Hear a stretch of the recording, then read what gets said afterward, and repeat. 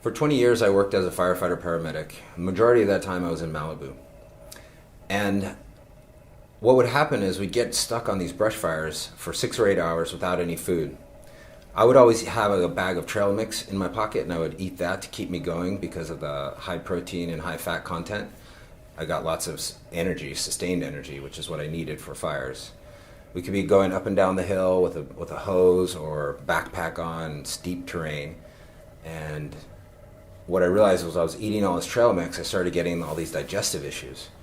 So I did some internet research, and I found that if you were not sprouting your nuts, you could be having digestive issues due to the phytic acid and lectins, which are in nuts and seeds specifically.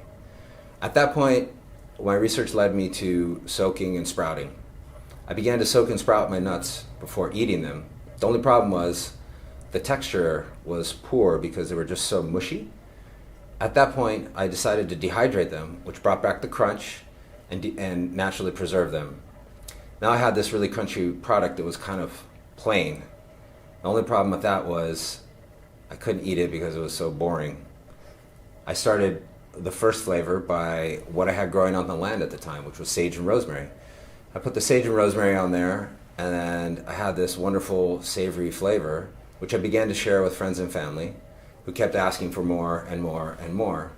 At some point, I was spending several $100s a month on nuts, and I realized that I was going to have to get paid to do this. So I asked friends and family and fellow firefighters if they would pay me, and their response was, "How much do you want? They're so good, we'll definitely pay you for them." And that's how Rich Nuts started.